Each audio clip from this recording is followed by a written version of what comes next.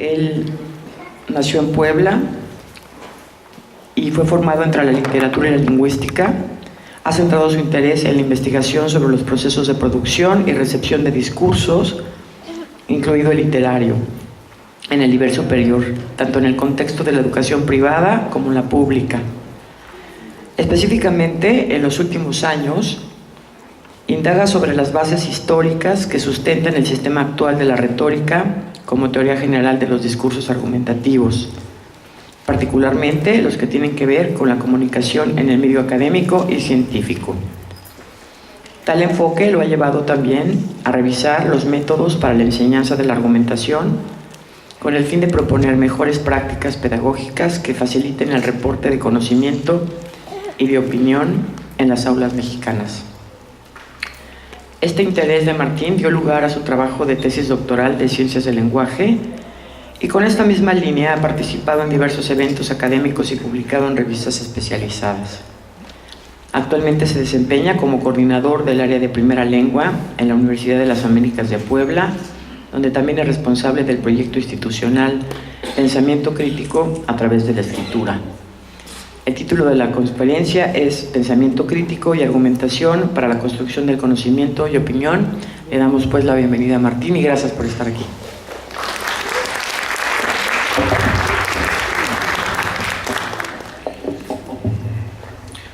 Buenos días, les agradezco mucho su asistencia y quiero platicar con ustedes sobre algo que, a pesar de que estamos representando una diversidad de instituciones, no se ha tocado porque nos hemos enfocado a hablar sobre la lectura, la escritura, los libros.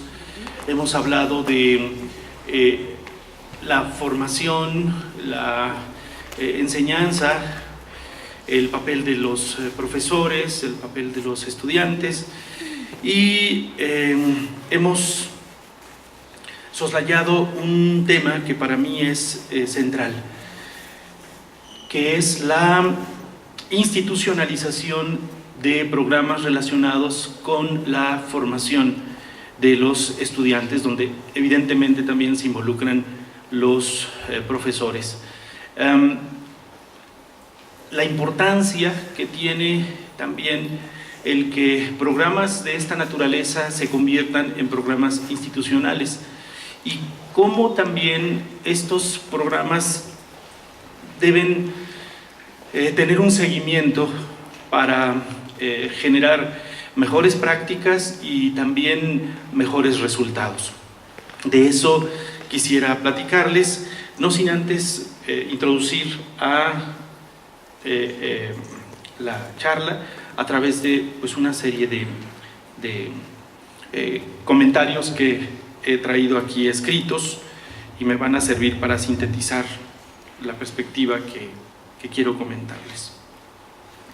Sobre la imagen que ustedes ven, leeré este par de cuartillas. Vivimos tiempos en los que el concepto de ciencia y conocimiento de una milenaria raigambre occidental ya no dominan, por lo menos con la misma fuerza o autoridad que en siglos anteriores. Lo mismo ocurre con los criterios estructurados en las ciencias sociales o las humanidades, especialmente si epistemológicamente están fundados en principios de las ciencias exactas o en las naturales. Los esquemas de razonamiento proporcionados por las ciencias naturales, por ejemplo, no funcionan en la literatura. Los esquemas formales similares proporcionados por la tradición en el arte, poniendo un ejemplo más concreto, tampoco funcionan cuando en una exclusiva galería europea se subastan los cuadros de una joven promesa de la pintura, que de tan tímida es desconocida. Elogiada por la crítica especializada, la obra es vendida totalmente. Pero llegando el momento, el ruborizado galerista confiesa al público que el artista es un pequeño chimpancé que salta con un pincel embadurnado de pintura cada vez que se le ofrece un plátano. ¿Y qué decir, siguiendo con otro ejemplo, del espejo que refleja en algunos zoológicos del mundo el rostro de los visitantes, quienes pueden leer bajo la imagen de su rostro atolondrado, el peor depredador de la naturaleza? Por un efecto óptico, el espectador se observa a sí mismo tras las gruesas rejas de la jaula, convertido en una perturbada bestia enemiga de la naturaleza, despojada de su milagrería civilizada. Pero no solo en la literatura, en el arte o en la ecología cabe este tipo de ironías que sirven para mostrar que los raseros epistemológicos con los que se ha establecido el valor de los saberes en nuestra cultura son también endebles. Para expresarlo se ha recurrido a la ironía como una forma de la crítica, porque puede ser un medio para probar la poca seriedad de algunas teorías que sostienen ciertas tendencias del pensamiento o de las instituciones encargadas de sancionarlas y de divulgarlas. Quizá la mayor tomadura de pelo de los últimos tiempos, que prueba la fragilidad de la ciencia contemporánea, haya sido la que Alan Sokal le jugó a la comunidad académica seguidora de una revista líder en estudios culturales, Social Text. El profesor neoyorquino, desde su pedestal de autoridad académica, se lanzó contra la red de mecanismos institucionales frágiles, como él lo demostró, que validan y prestigian la actividad científica. Revistas reconocidas, comités editoriales de alto nivel, dictaminadores implacables, lectores hambrientos de novedades teóricas. Sucedió que Sokal en 1996 puso a disposición de esa revista un denso artículo de 48 páginas, aderezado con 235 referencias bibliográficas, por donde desfilaban las teorías posmodernas de la intelectualidad científica de las últimas décadas del siglo XX. Transgredir las fronteras hacia una hermenéutica transformadora de la gravedad cuántica, así se titulaba el texto. Con un apartado crítico, abigarrado de notas a pie de página, el artículo expresaba de manera sistemática un cúmulo de ocurrencias que encajaban en la norma de la escritura científica y que eran suficientemente persuasivas.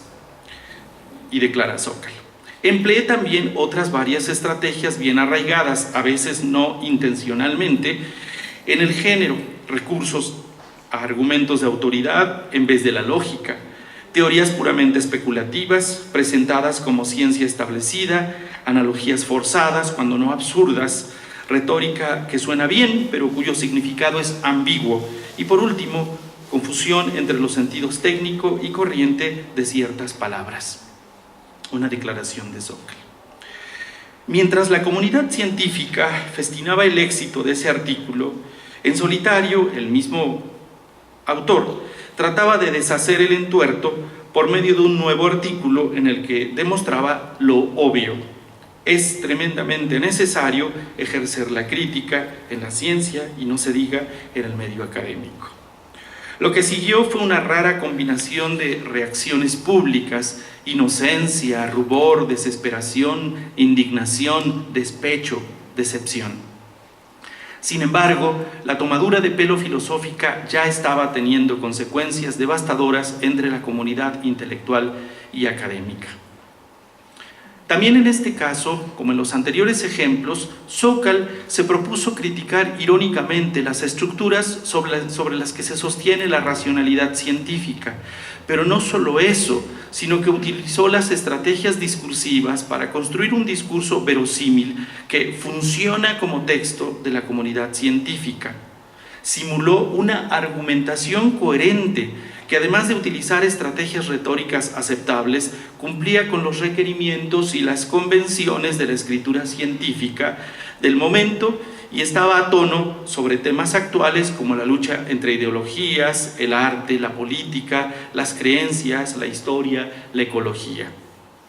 Además, con esa lección, la comunidad científica y académica del mundo tuvo claras varias ideas que echaron abajo la supuesta neutralidad y la transparencia del diálogo. Entre algunas que retomo de Becher, las ciencias, unas más que otras, están cargadas de ideologías. Las instituciones, aun las más prestigiosas, que validan el conocimiento científico, son espacios de poder. El científico es un sujeto que lucha de forma socialmente aceptada por ocupar un lugar en esos espacios de poder. El uso de las formas del discurso científico, a pesar de su exigencia de rigor, admite la afirmación de absurdos. Y finalmente, el discurso científico aparentemente es objetivo y no es necesariamente verdadero.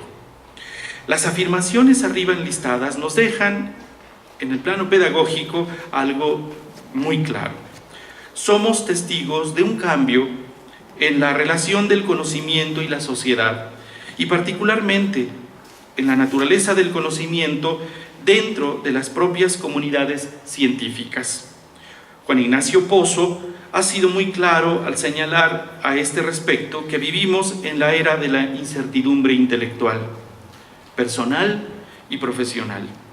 Este autor señala con toda puntualidad que apenas quedan ya saberes o puntos de vista absolutos que nuestros estudiantes deban asumir como futuros ciudadanos y futuros profesionistas. Coincidimos plenamente en el planteamiento de la necesidad de una nueva cultura del aprendizaje, en donde el concepto de verdad debe repensarse sin caer por ello en un relativismo extremo. Está claro que en esta edad de la incertidumbre, como lo dice Edgar Morin, en el marco del conocimiento académico, más que aprender verdades establecidas e indiscutibles, hay que aprender a convivir con la diversidad de perspectivas, con la pluralidad de las teorías, con la existencia de interpretaciones múltiples de toda información para, a partir de ellas, construir juicios o puntos de vista. En consecuencia, no podemos seguir pensando la educación superior como la formadora de individuos que asuman una posición realista sobre el conocimiento como reflejo de la realidad, sino que más bien necesitamos individuos que la reinterpreten o la reconstruyan. Necesitamos enseñar a los futuros profesionistas a construir su propio punto de vista, su verdad particular a partir de otras tantas verdades parciales. Y aquí la comunicación discursiva juega un papel central. La pertenencia o el rechazo de un miembro a la comunidad académica y profesional está invariablemente condicionada por nuestra habilidad para defender posturas teóricas. Construir conocimientos para impulsar el progreso, ofrecer alternativas para el cambio, ayudar a resolver problemas en áreas prioritarias en nuestro país como la salud, la justicia, la educación. Nuestros discursos se convierten en la herramienta para el desarrollo científico, social y cultural, pero también en el medio que nos liga a las ideologías y prácticas identitarias de nuestra comunidad disciplinar.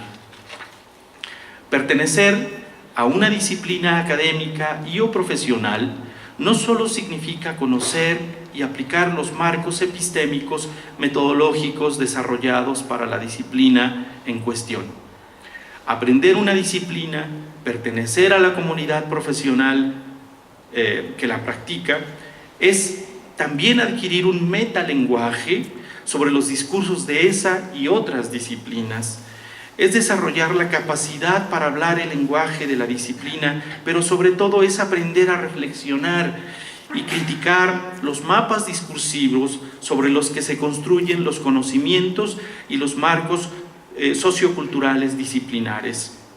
La lectura y la escritura en el contexto universitario están estrechamente ligadas a las identidades y las ideologías que configuran el quehacer científico y humanístico, y en consecuencia, la enseñanza de estas prácticas debe ser vista no como el fin último, sino como el medio que abrirá a los iniciados las puertas de la cultura disciplinar. Este paradigma está redefiniendo las políticas educativas en nuestro país y nos orienta a poner énfasis en la formación integral de los estudiantes. Para ello, en un significativo número de instituciones de este nivel en México. Se están revisando los planes y programas de estudio, enfocándolos a la adquisición de conocimientos prácticos, competencias y aptitudes para la comunicación, el análisis creativo y crítico de la información, la reflexión independiente y el trabajo en equipo en contextos multiculturales, procesos en los que inevitablemente la lengua materna es protagonista. Desde esta nueva perspectiva, en la educación superior, resulta urgente revisar los marcos dentro de los cuales se concibe la lectura y la escritura universitarias, toda vez que son las competencias de comunicación del individuo las que garantizan su rendimiento académico. Poner atención en estas habilidades básicas del estudiante debe llevarnos a una reflexión seria sobre el éxito o el fracaso del sistema educativo en el ámbito de la enseñanza de la primera lengua, vista no solo como la aplicación de convenciones lingüísticas, sino como un proceso educativo complejo que debe capacitar a las personas para comunicar conocimientos especializados, esto es, alcanzar la alfabetización académica.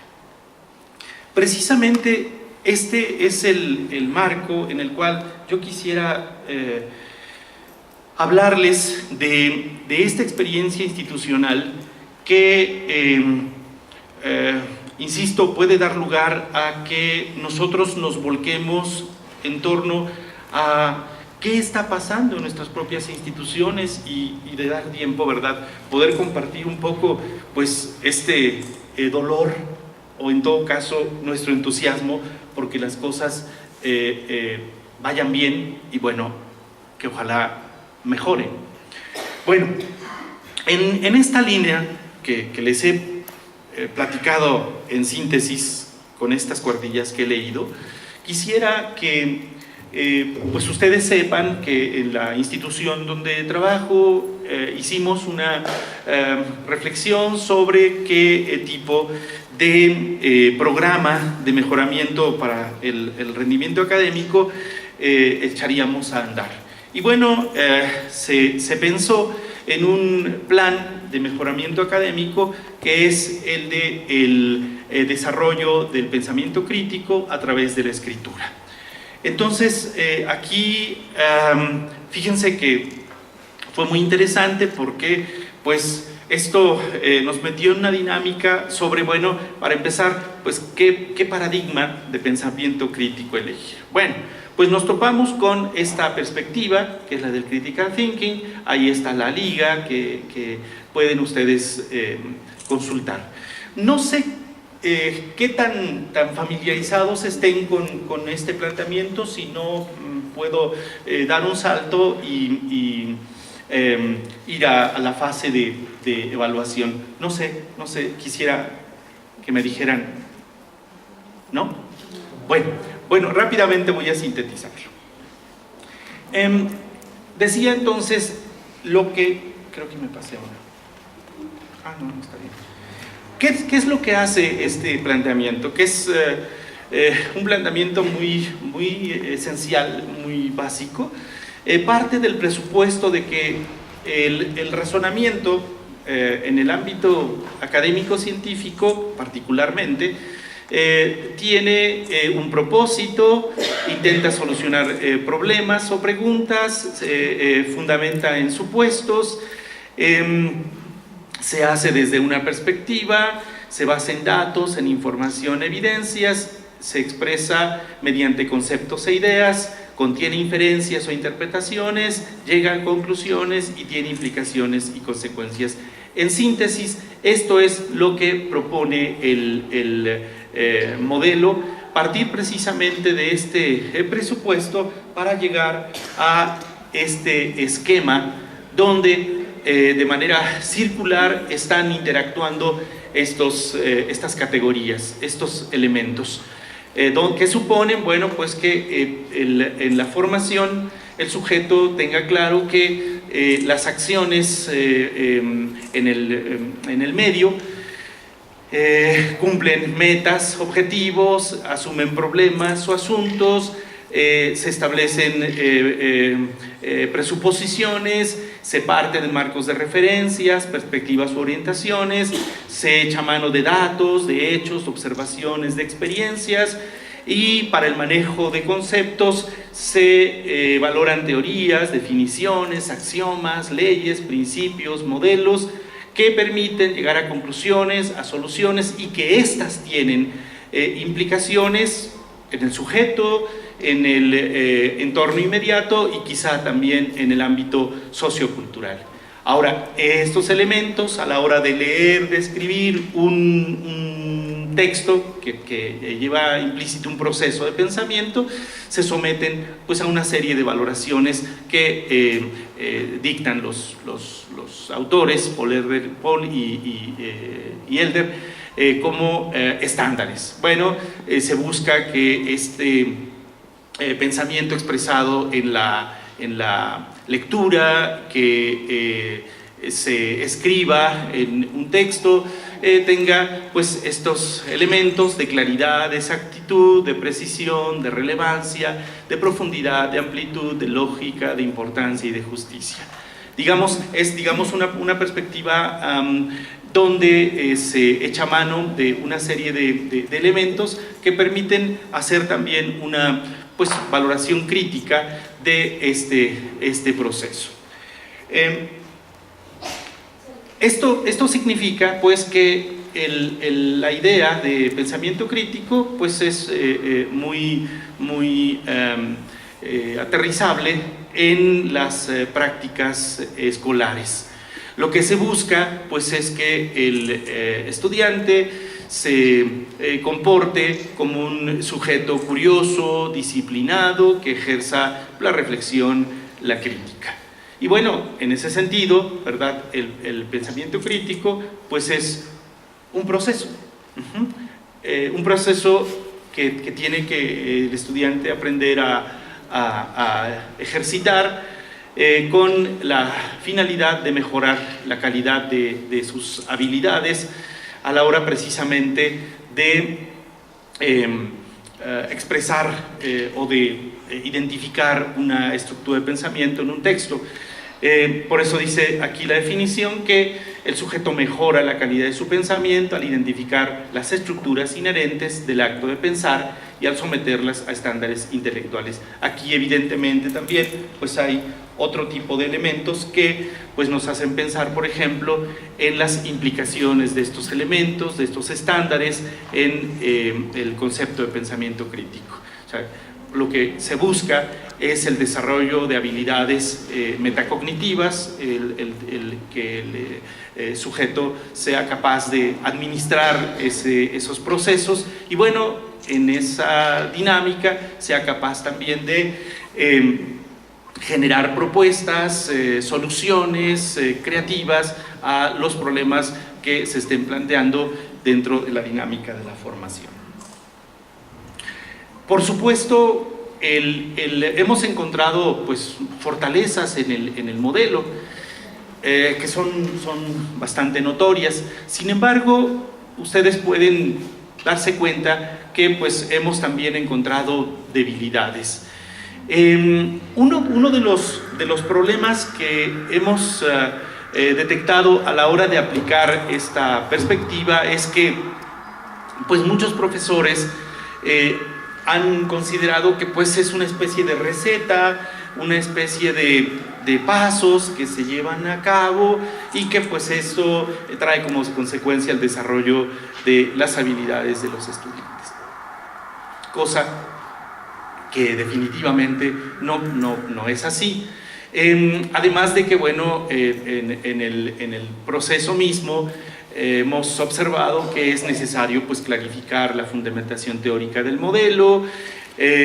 Nos hemos dado cuenta que hay un problema precisamente cuando se desarrolla la actividad del análisis, por ejemplo, de los textos, que se descuida mucho la perspectiva histórica, el contexto sociocultural, y que si se trata de atender disciplinas específicas, es un planteamiento demasiado general. Además de que nos hemos dado cuenta también, no conecta suficientemente los procesos de aprendizaje con las disciplinas. Y lo que está en rojo es lo que nos preocupa, que deja a un lado que las disciplinas se expresan por medio de géneros discursivos. Y además que siendo que el pensamiento crítico se sostiene mucho en procesos de identificación de argumentos y de expresión de argumentos, precisamente es lo que se descuida. Porque la argumentación sería pues esta forma de estructuración del pensamiento y el discurso, y mucho más si se trata del conocimiento en un espacio donde la discusión es sumamente abierta en lo que se refiere a el estado del arte, el estado del conocimiento de las disciplinas. De cualquier modo, el proyecto de enseñanza del pensamiento crítico a través de la escritura se ha tenido que dicen los clásicos, que tropicalizar. Se ha tenido que adaptar a las condiciones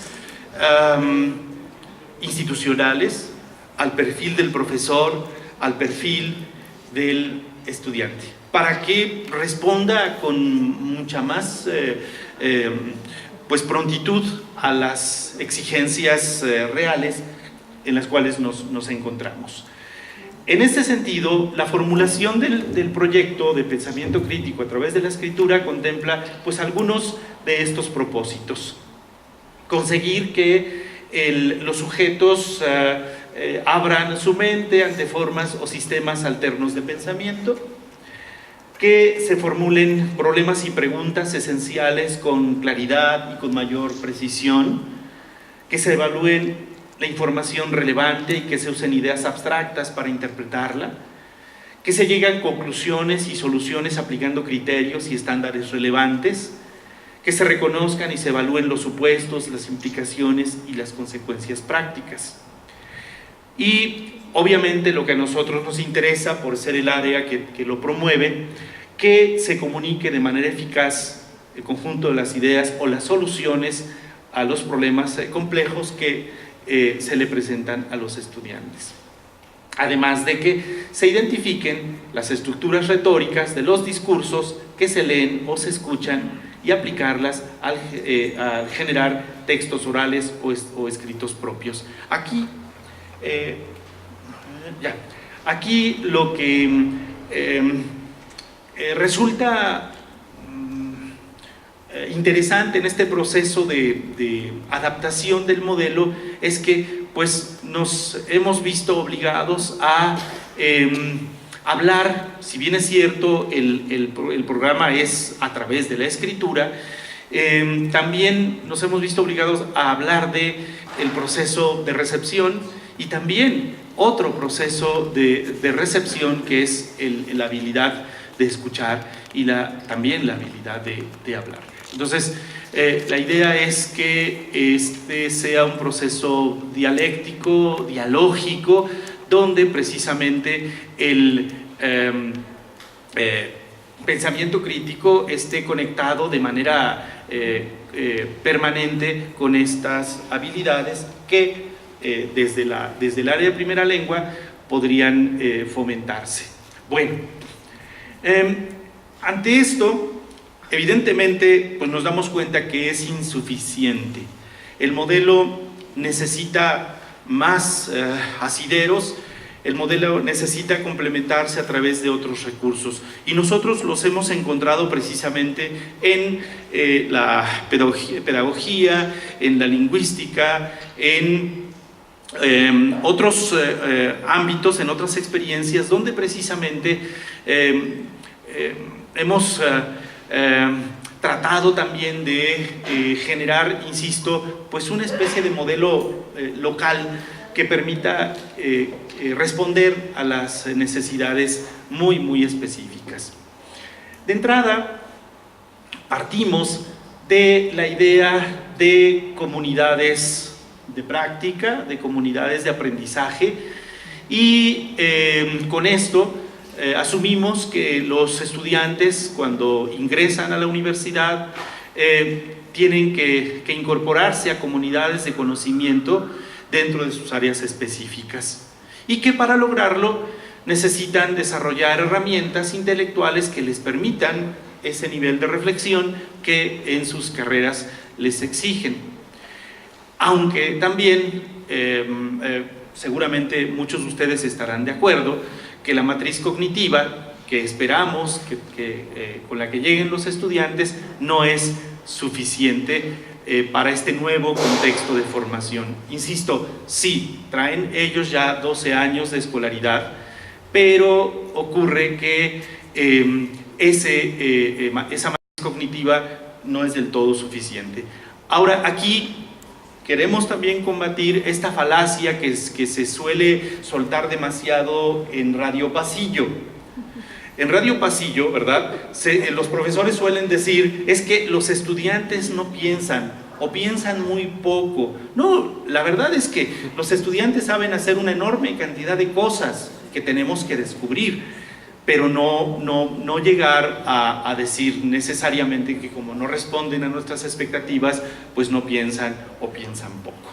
En todo caso, lo que nosotros hemos observado es que en el ambiente epistemológico en el cual se ubican nuestros estudiantes, hay una enorme complejidad y es necesario pensar, como lo dice Edgar Morán, que pues el conocimiento al que deberíamos aspirar es precisamente que los estudiantes sean capaces de contextualizar y globalizar la información, lo mismo que puedan organizar su saber. En ese sentido, la complejidad del pensamiento en el medio académico nos obliga a ser un poco más sensibles a esto en vez de repetir la queja de que los estudiantes no piensan. Por supuesto, hemos nosotros detectado que, bueno, los estudiantes no contextualizan los saberes ni los integran dentro de sus conjuntos, que no están formados para integrar discursos académicos o científicos, tal como lo exigen las disciplinas, y algo que también se suele escuchar en Radio Pasillo: no saben opinar, no saben expresar sus puntos de vista. Es cierto, no se posicionan ante la información ni construyen argumentaciones consistentes porque no lo saben hacer, porque no se los hemos enseñado, ¿sí? Hay que enseñarlos. Bueno, en este sentido, rescatamos la idea de que en la universidad habrá que buscar por establecer una transición, un puente entre estas dos formas de pensamiento. El que preferimos llamar inexperto, y el del experto, que es el que se espera en la universidad. El estudiante entonces tiene que desarrollar habilidades, aptitudes, estrategias para dar este salto, para dar este brinco de aquellas estructuras que que expresa a través del discurso cotidiano y que pueden pasar a este otro nivel de construcción de discurso académico o científico. Entonces, decía, la idea es alcanzar esto, y para ello pues estamos reflejando un problema que ustedes seguramente también han detectado y que también por sus propios recursos pretenden combatir. Aquí retomo un planteamiento de Giovanni Parodi, un lingüista de la Escuela de Valparaíso, que bueno, nos advierte que la relación entre conocimiento y discurso es compleja y que abarca pues tres dimensiones fundamentales: la dimensión social, la lingüística y la cognitiva.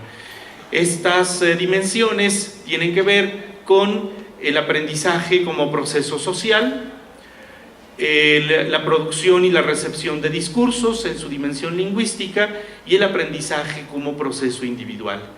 De aquí nosotros derivamos, siguiendo a Parodi, precisamente que es como se va generando, se va construyendo el concepto de género discursivo o género textual, que serían precisamente aquellos artefactos sociales a través de los cuales damos cuenta de los discursos que se producen en las disciplinas, es decir, los ámbitos específicos de conocimiento. Esto está ligado con algo que a nosotros nos interesa mucho y que tiene que ver con la experiencia académica y pedagógica que estamos desarrollando, la importancia de la argumentación. Porque en estos géneros, en estos discursos, precisamente hay dos estructuras fundamentales de las cuales depende la comunicación adecuada del conocimiento: la exposición y la argumentación. Pero nosotros queremos poner el acento en esto. Bueno, esto además pues nos obliga a hacer una propuesta de concepto de argumentación que obedezca a esta problemática. Consideramos que la argumentación es un proceso interactivo, dialógico, cognitivo y discursivo, lógico, razonado, donde los participantes plantean de forma oral o escrita. Me parece que eso es algo muy importante, de manera oral y escrita. Es una práctica que generalmente se suele asociar en el medio escolar como una práctica escrita, pero ¿y la oral? Bueno, decía, entonces, donde los participantes plantean de forma oral o escrita puntos de vista u opiniones en torno a un hecho, fenómeno, proceso, situación contextualizada social y culturalmente. Es decir, es una acción social, es una acción cultural y también agregaría, es una acción histórica. Dichas aseveraciones, las del participante, deben estar respaldadas con argumentos sólidos y aceptables, fundamentados con datos consistentes, que es precisamente uno de los meollos de la problemática. El propósito del proponente entonces es la persuasión, y el efecto esperado es la adhesión por parte de un interlocutor o un auditorio determinado que acepta como razonable y ética la demostración. Y si no hay aceptación, pues entonces el ciclo vuelve a comenzar. Por eso es un ciclo dialógico, es un ciclo interactivo. Bueno, en lo que se refiere al desarrollo de estas habilidades argumentativas, pues nosotros tenemos algunas observaciones que igualmente podemos compartir con ustedes.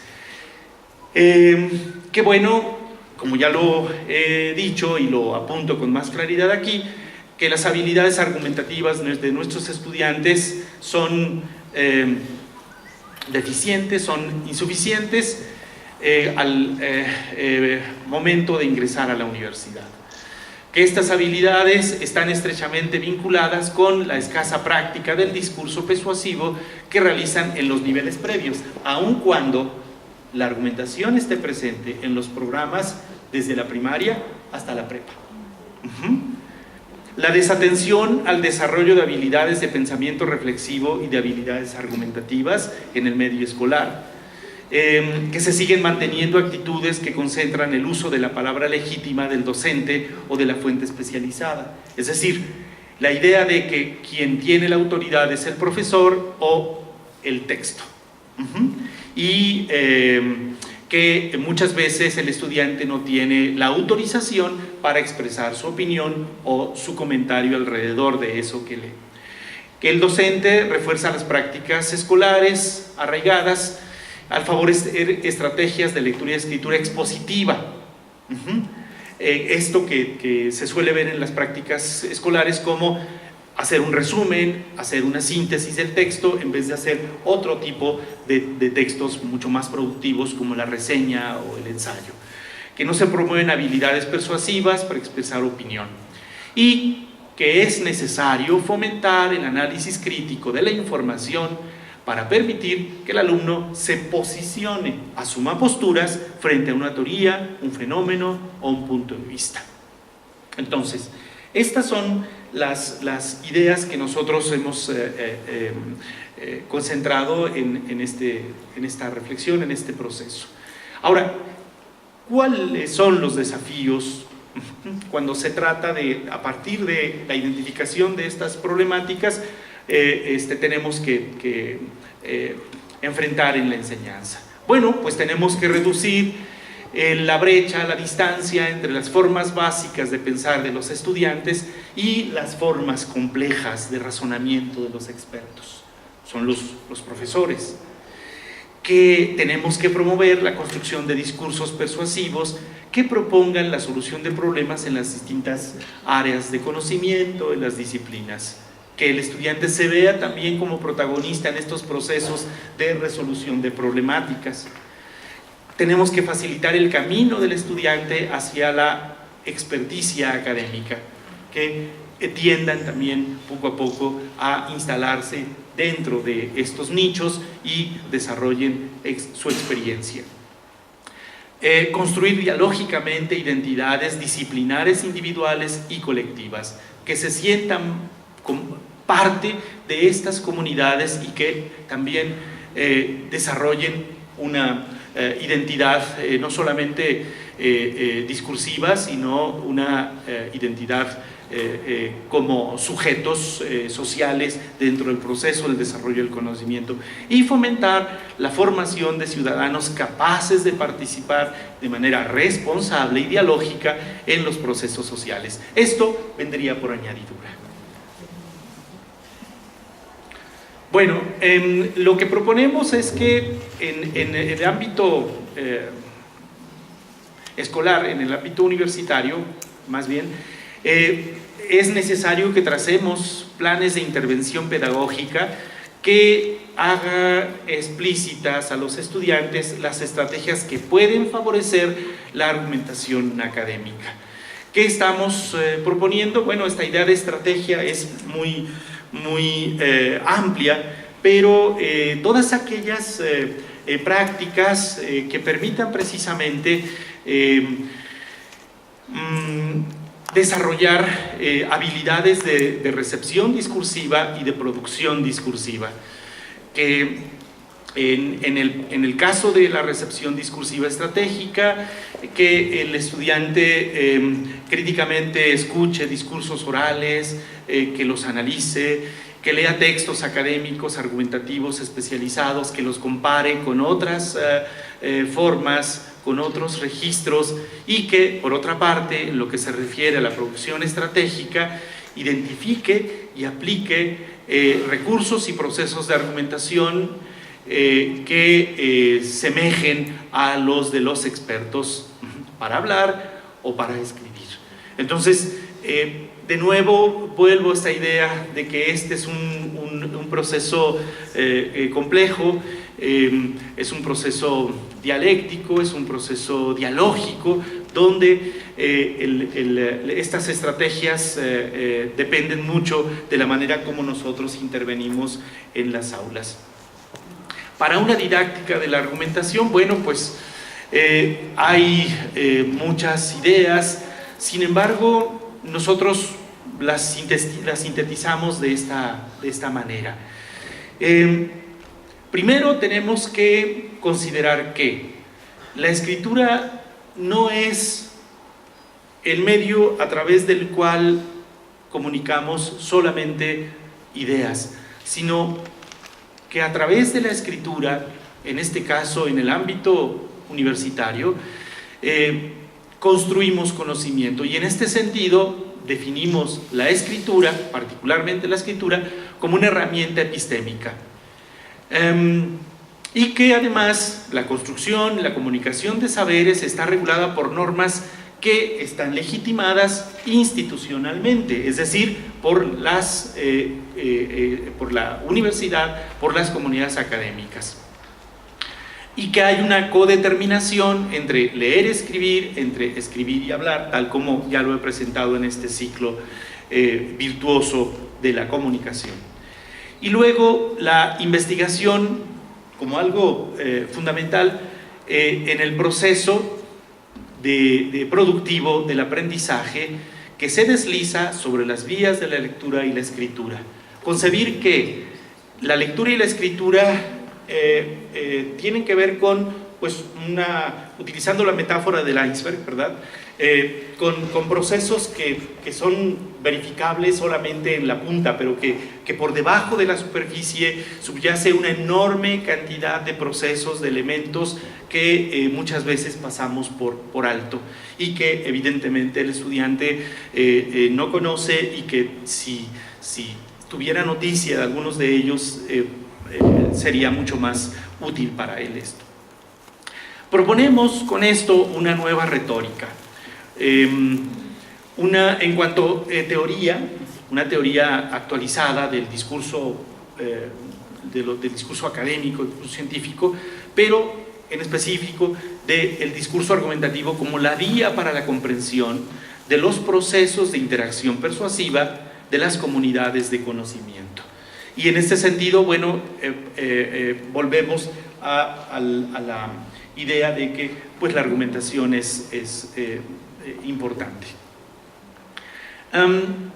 ¿Qué habilidades en el nivel superior estamos valorando como importantísimas? De entrada tenemos dos puntos de partida, que son la idea de que aprender a argumentar es fruto de la experiencia, de la práctica, y también de los conocimientos específicos organizados. También que estas habilidades dependen de una formación orientada al desarrollo estratégico de dicha competencia. Con esto entonces consideramos que una intervención debería centrarse en cosas como estas. No quiero decir que sean las únicas, pero trabajar en el desarrollo de razonamientos y argumentos altamente organizados, tal como se puede ver en los textos o los discursos especializados.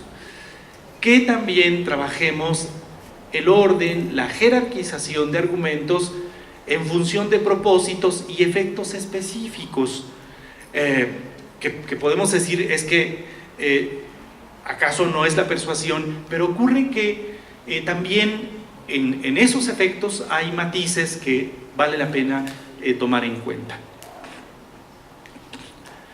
Que los argumentos tomen en cuenta perspectivas diferentes, y algo muy importante que nos lleva de nuevo al el enfoque que tendríamos que cuidar, que fomentemos que el estudiante se posicione, tome posturas, genere puntos de vista, ya sea los propios, que identifique los contrarios y que también construya, pues, argumentos opuestos.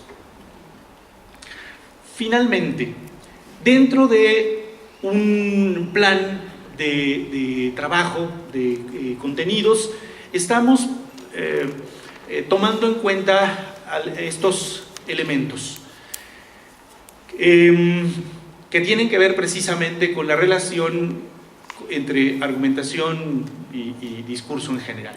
Bueno, tomar en cuenta, pues, que en el medio académico en el que nosotros nos movemos, en la universidad,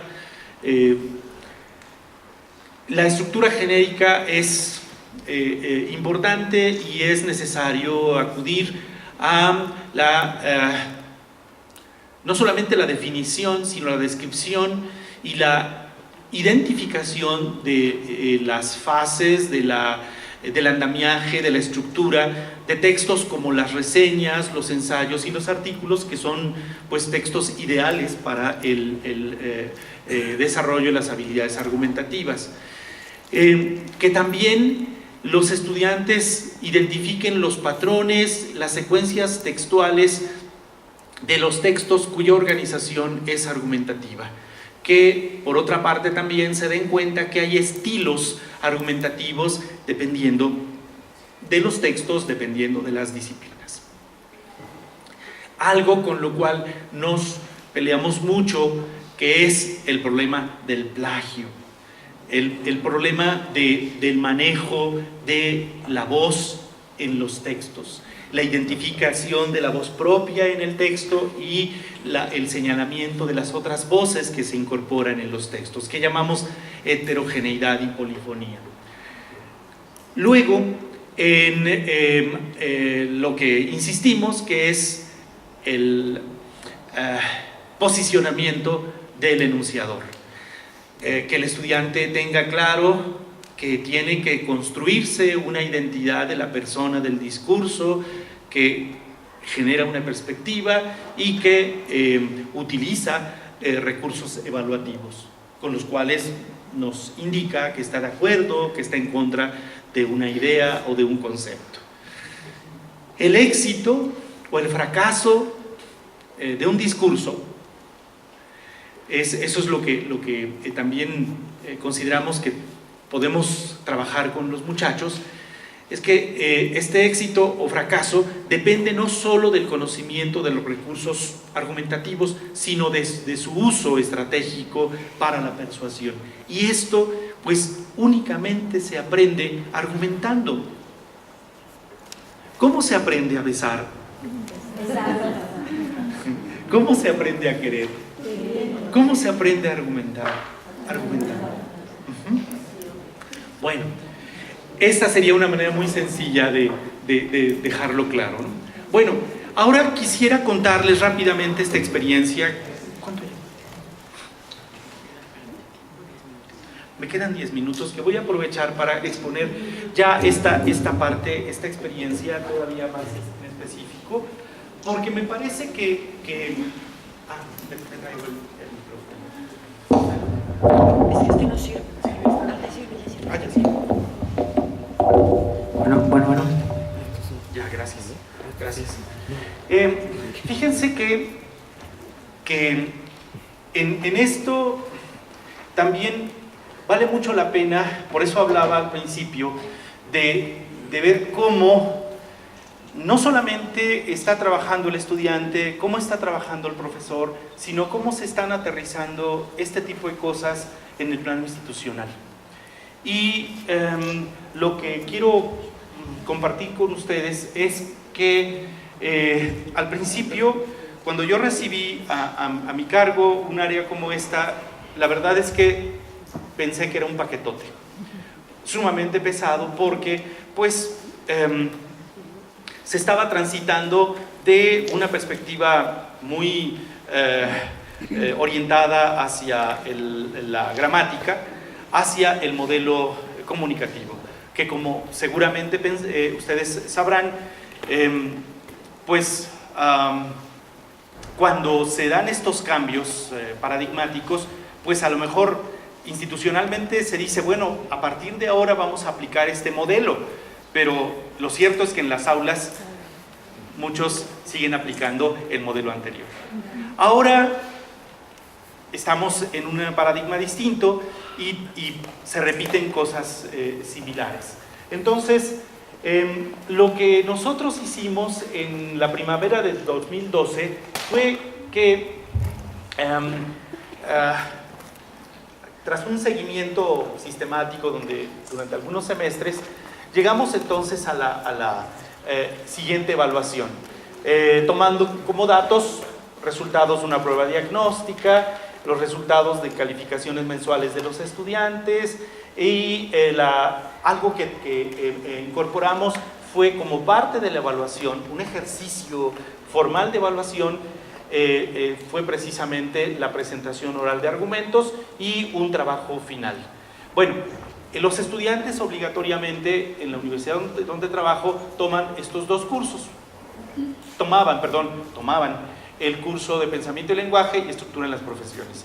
Nosotros estábamos felices de la vida porque dijimos, el 44% de los estudiantes pues ha terminado excelente en su primer curso y el 58% también. Y abatimos el índice de reprobación en el primer curso al 7% y al 9% en el segundo curso. Estábamos felices de la vida y pues nos pavoneábamos porque estábamos logrando muy buenos resultados. Pero, oh sorpresa,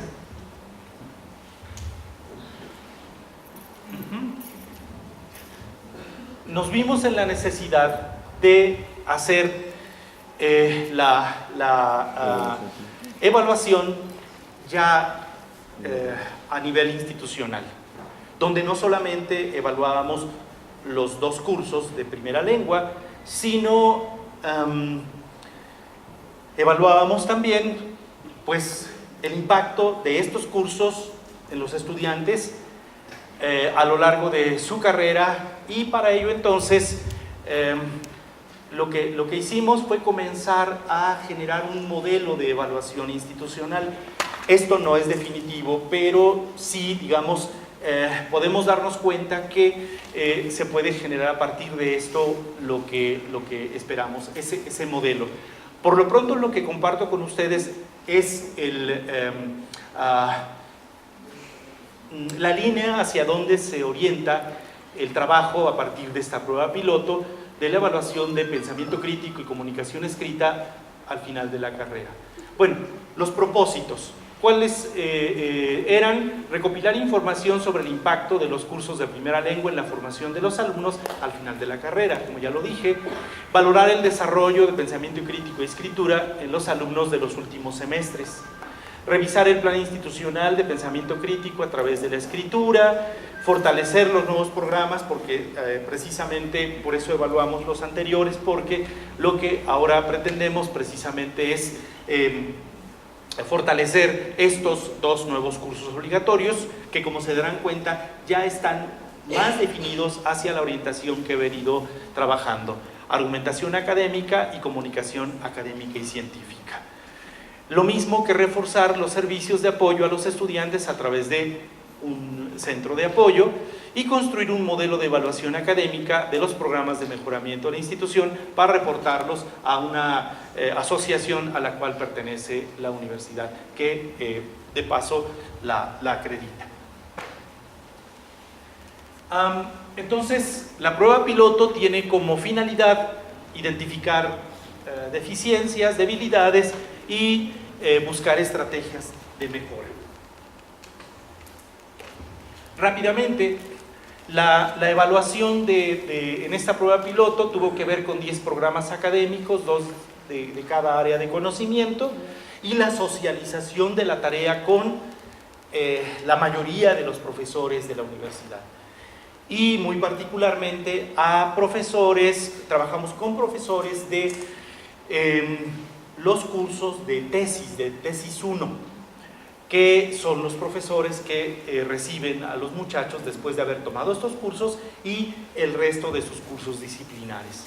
También elaboramos una guía para la elaboración de unos artefactos, unos textos, que serían precisamente los textos que formarían el corpus para la evaluación, y trabajamos con rúbricas para evaluar pensamiento crítico y comunicación escrita.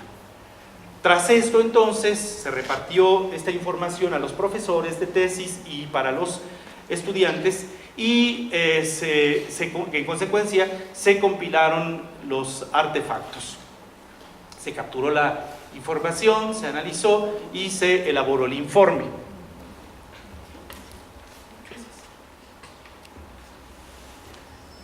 El artefacto, pues básicamente es un texto muy corto, que es como la síntesis del protocolo de investigación de los estudiantes, de un promedio de 3 cuartillas, ¿sí? Y bueno, además al estudiante se le dieron una serie de pautas que tendrían que cubrir. Entonces se elaboró una celdilla como esta, donde se hizo precisamente la descripción de las pautas que tendría que cubrir precisamente y los propósitos, en cada una de las partes para desarrollar. Entonces, en este proceso el estudiante no estuvo solo, tuvo esta información y además el apoyo, el respaldo de sus profesores, que son los profesores de las disciplinas, son los profesores que dirigen los cursos de tesis, obviamente en las especialidades. Este es el ejemplo de la rúbrica de comunicación escrita, donde, bueno, se toman categorías básicas, elementales. Evidentemente no son todos los elementos, pero sí tuvimos que seleccionar estas categorías para hacer la evaluación. En comunicación escrita, entonces, quisimos que el estudiante diera cuenta de una tesis, que diera cuenta de un desarrollo coherente, que concluyera y que cumpliera con convenciones relacionadas con cohesión oracional, vocabulario y otro tipo de convenciones de carácter formal en sus trabajos.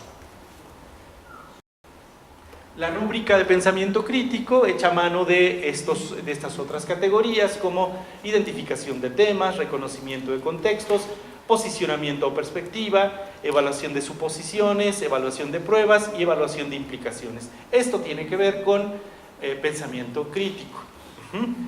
Esto que el estudiante ya ha trabajado durante los 2 primeros cursos de lengua y se supone continúa trabajando a lo largo de la carrera. Se formaron 2 comités de profesores, 2 comités de especialistas que evaluaron pensamiento crítico y comunicación escrita, a partir precisamente de las rúbricas institucionales. Recibimos 113 trabajos de estudiantes del seminario de tesis y por razones también, digamos, prácticas, tuvimos que, con la ayuda de gente del área de informática y de matemáticas, pues la aprobación para utilizar solamente 77 artefactos de esta muestra, de estos textos. Lo que resultó fue lo siguiente: se evaluaron estos programas y se obtuvieron los datos generales siguientes. En comunicación escrita, en un parámetro de 1 a 4, ocurre que, para facilitar el manejo de los datos, identificamos que en comunicación escrita se obtuvieron 2.11 y en pensamiento crítico 1.94. Esos fueron los promedios globales en cada uno de estos 2 criterios. Ustedes pueden darse cuenta cuáles fueron los resultados en cada uno de los programas. El programa mejor evaluado fue el de biología y el que tuvo mayores dificultades fue el de ingeniería industrial. Nos falta una parte que es la de hacer una revisión minuciosa de los artefactos, pero a partir de esta revisión que hicieron los comités de evaluación, llegamos, insisto, a estos resultados.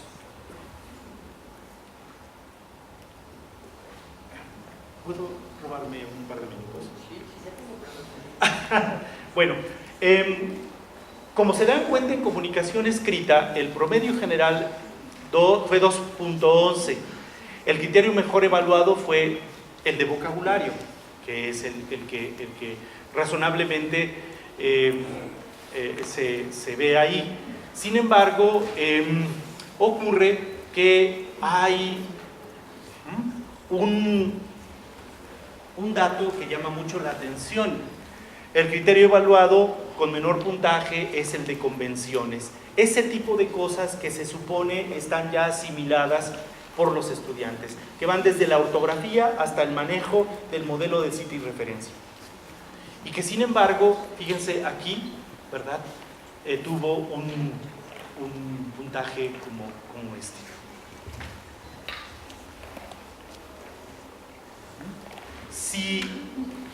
Si asumimos estos 4 niveles, donde el nivel 4 es excelente, el nivel 3 es bien, el nivel 2 es débil y el nivel 1 es deficiente, y establecemos que el parámetro de referencia, según nuestros asesores de estadística, encontramos que el 24.33% estuvieron entre excelente y bien, y el 75.67% estuvieron entre B, débil y deficiente. ¿Sí? Esto, insisto, es revelador porque nosotros podríamos pensar que el ejercicio, el trabajo en las aulas, en los cursos de lengua es suficiente. Sin embargo, nos estamos topando con una realidad que nos pues obliga a hacer una valoración mucho más profunda de la problemática. En pensamiento crítico, entonces, el criterio mejor evaluado fue el de identificación de temas con 2.53. Vean, aquí es un poco más regular el conjunto de los resultados. Y el criterio evaluado con menor puntaje fue el de evaluación de pruebas. Aquí es muy interesante el hecho de que estos elementos relacionados con el análisis crítico de la información todavía no alcance un puntaje mayor, un puntaje más elevado. El estudiante, nosotros interpretamos así la información, no ha desarrollado suficientemente la habilidad para identificar y evaluar información de calidad que le sea útil para enriquecer sus argumentos con nuevos datos e información. Insisto, son estudiantes que están ya desarrollando su proyecto de tesis. Y bueno, en este esquema, para ser consistentes, pues igual sometimos a esta revisión esos datos y siguiendo el parámetro de referencia es muy parecido el resultado al anterior en comunicación escrita. Aquí encontramos al 25.16% entre E y B y al 74.84% entre bien, débil y deficiente. ¿Sí? Esto quizá tenga que ver con el rigor con el cual también se evaluaron los trabajos, porque procuramos precisamente que además de que un texto fuese leído por un profesor, que ese mismo texto fuese leído por otro, y si había dificultad al establecer el criterio, entonces los profesores tenían que consensar el resultado. Entonces hubo un proceso interesante, insisto, que nos llevó a estas recomendaciones en el informe, que tienen que ver también con nuestras conclusiones.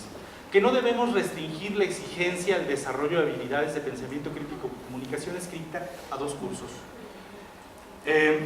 No sé si la respuesta sea ofrecer más cursos o, en todo caso, irnos hacia este segundo punto. Que esta preocupación debe ser compartida a lo largo de todo el currículum universitario, ¿sí?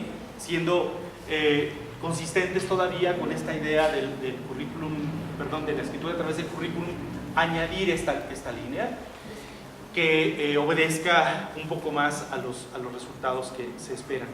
Y bueno, también una cosa que observamos es que los docentes de las otras disciplinas no han sido suficientemente sensibles a estas problemáticas, y lo que reclamamos de ellos es que pues sean, insisto, sensibles a los procesos de pensamiento y comunicación y que no los restrinjan a la idea de que esto debiste haberlo aprendido en tus cursos de español, sino que tengan que ver también con que el profesor pues asuma la parte de responsabilidad que le toca.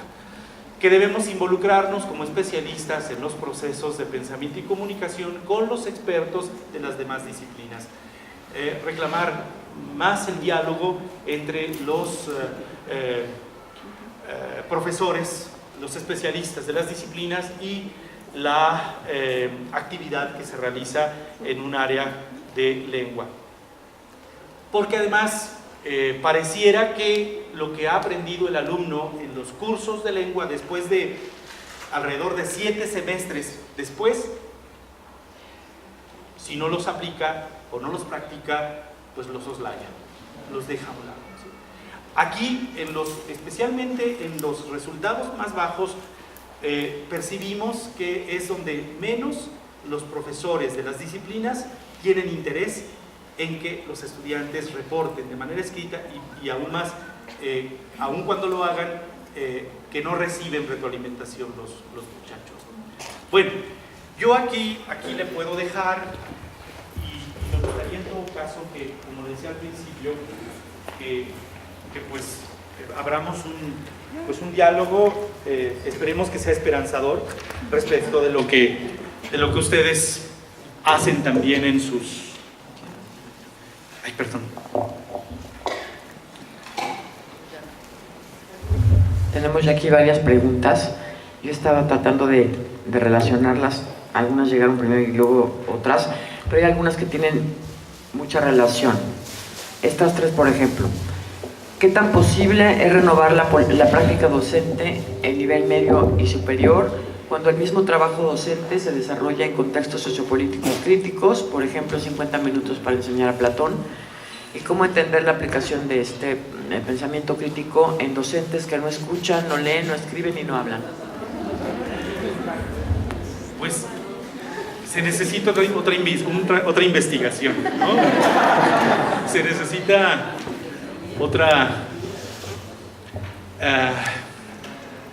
línea de trabajo. Pues es evidente, la práctica de la docencia pues está dentro de un contexto. Por eso decía, para nosotros es importante el ir respondiendo a estas preocupaciones en el mismo contexto de nuestra institución, de la situación real de los estudiantes y de los profesores. Cada institución, cada universidad, cada escuela tiene pues sus propios vicios, tiene sus características particulares al que hay que también tratar de entender y dentro de ellas pues buscar a veces hasta neciamente soluciones. Me parece que uno de los desafíos que estamos viendo y que lo decía ayer, es esperanzador darnos cuenta que cada vez más hay interés, el interés de ustedes, por encontrar respuestas a estas problemáticas, pero también hay un avance en lo que se refiere a la sensibilización de las instituciones, de las autoridades, de la gente que toma también estas decisiones. Y saben que esto es el resultado de mucho trabajo, de mucha insistencia, de mucha paciencia, a veces de decepciones, de peleas, de conflictos, pero que pues forman parte del desafío. Lo importante es no cejar, no rendirse. Me parece que las instituciones cada vez se flexibilizan un poquito más y también tienden a mirar este tipo de fenómenos con un poquito más de atención. ¿Cómo conseguir resultados? Bueno, pues se me dificulta decirlo. Yo llevo más de 10 años trabajando en esto y créanme que ha resultado pues cansado, agotador, a veces decepcionante, pero me parece también que es muy esperanzador ver que con estos marcos de referencia las puertas se están abriendo cada vez más, ¿no? Perdón, ¿hacia dónde iba la otra pregunta? Esa era. Ah. Tenemos dos más. Hay dos más relacionadas con este mismo tema de la formación. Dice, ¿cómo se aprende a ser un pensador crítico? Si como docente no se promueve esta formación, la docencia se apoya más en técnicas que estrategias, porque esta requiere mayor esfuerzo y preparación pedagógica, y esta está relacionada exactamente con lo mismo. Dice que si la UAP tiene una asignatura que promueva el mejorar el pensamiento crítico, ¿cuáles fueron los problemas que tuvieron en la universidad para hacer que los profesores de las asignaturas le dieran la importancia que merecía? Son dos relacionadas. Sí, sí, gracias. Pues yo voy a hablar de la experiencia de la institución en la que trabajo, porque decía de la UAP, ¿verdad? No conozco, sinceramente no conozco cómo se está trabajando este problema en la UAP. Yo sé que hay algunas áreas muy interesadas en buscar respuestas, soluciones a la problemática. Ahora está aquí el maestro Gerardo del Rosal, que trabaja en el Instituto de Ciencias Sociales y Humanidades, que está promoviendo algo en el área de posgrado. Conozco gente que está trabajando en el área de lingüística y literatura, pero no sé de una política institucional al respecto. Lo que dicen es cierto. ¿Cómo enseñar pensamiento crítico en 50 minutos de clase cuando tengo adelante otros grupos de tiempo similar?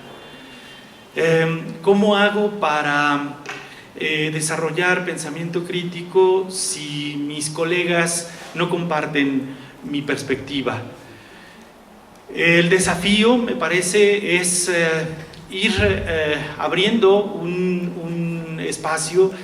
Creo que el paradigma, insisto, en el que comenzamos a movernos es esperanzador, y tenemos que ir poco a poco sensibilizando a nuestros colegas. En la institución donde yo colaboro, también hemos comenzado a trabajar ya con profesores de otras disciplinas. Algunos han dicho, mira, ¿sabes qué? A mí no me importa, no me interesa, porque además de todo lo que ya hago, ¿verdad? Tú quieres que me preocupe por este asunto. Está bien, no me pegues. Pero también hay otros muy interesados en decir, bueno, pues, ¿cómo apoyo? ¿Cómo puedo yo responder a estas necesidades desde mi disciplina? ¿Cómo puedo aportar desde, pues, biología, desde investigación, desde análisis de casos, etcétera, etcétera? Creo que en este sentido tenemos que ir rompiendo esas resistencias que, insisto, no solamente hablan de las dificultades que tenemos para interactuar con los muchachos, sino también de cómo el proceso mismo se está viviendo de manera institucional. Este proyecto en el que estamos trabajando es institucional, y como se darán cuenta, pues hay mucha gente que no hace su trabajo, que no está en sintonía con ese proyecto. Entonces, yo no creo que sea una cosa sencilla, que sea de corto tiempo, o que vaya a ocurrir cuando se decrete que mañana mismo seremos críticos. No, es un proceso complejo, difícil, cargado de mucho esfuerzo, de mucho tiempo, y por lo mismo vale la pena resistir. Y sobre esto mismo, si pudieras compartir o sugerir alguna actividad que pudiera hacerse con universitarios para fortalecer el pensamiento crítico, y cómo podría trabajarla el docente en el aula, un ejemplo. Un ejemplo. Fíjense que especialmente en el curso de argumentación académica, lo que hemos venido trabajando es partir de situaciones más cercanas a los estudiantes. Y a partir de ellas hemos venido estableciendo un vínculo con la producción escrita. Por ejemplo, a partir del debate, a partir de la discusión en el aula alrededor de artículos muy sencillos o la revisión de conferencias, de mensajes publicitarios, donde precisamente lo que se busca es identificar, por ejemplo, falacias. Esto es un ejercicio muy interesante porque pues donde más vamos a encontrar falacias es en el discurso político y el discurso publicitario. Entonces, a través precisamente de esta práctica comenzamos a preparar al estudiante a entrar a un nivel de abstracción mucho más complejo, que es precisamente el que se encuentra en los textos especializados y el tipo de texto especializado que pretendemos que el estudiante genere con los límites que la situación amerite. Y el proceso de producción de lo escrito no es algo que se genere de un fin de semana, después de consultar Wikipedia o El Rincón del Vago o monografías.com o Buenas Tareas, esas ligas que todos conocemos. Se trata de que el estudiante genere a través de distintas experiencias un texto que refleje el proceso de producción del texto. En este sentido, volviendo a la metáfora del iceberg, lo que el estudiante al final presenta pues es el producto que es la punta pues de este bloque, pero detrás de esto hay una enorme cantidad de cosas que se hacen en clase y que él tiene que realizar en casa, precisamente buscando que el producto sea no solamente el resultado del llenado de 10 cuartillas, por ejemplo, sino que sea el resultado de la construcción de un discurso en todo lo posible complejo, que refleje un esfuerzo por generar una perspectiva propia en torno a una problemática. E insisto, a lo largo de todo el proceso hay actividades que se van complementando. Partimos de la argumentación oral y aterrizamos en el trabajo con los textos, el análisis de contenido de textos y además con la revisión de convenciones que precisamente van a formar parte de la producción argumentativa del estudiante. Insisto, uno de los recursos que nos parecen muy efectivos ha sido precisamente la procuración del debate, de las presentaciones orales, no exposiciones, sino de que el estudiante haga presentaciones con estructuras argumentativas suficientemente organizadas y que dé cuenta además de ellas generalmente de manera escrita. Entonces hay una relación entre escribir argumentativamente y hablar argumentativamente. Insisto, en el Inter hay muchas otras actividades, pero nos preocupamos mucho por el análisis de contenidos y la producción de contenidos de calidad. No sé si esa respuesta es satisfactoria. Nos quedaron cuatro preguntas en el tintero. Se las voy a pasar a Martín, seguramente él puede estar por aquí. Ya no las podemos hacer. Me pidieron que fuera muy estricta con el programa por ser el último día. Sí queríamos darte, Martín, tu constancia. Muchas felicidades. Gracias. Y un regalito para ti.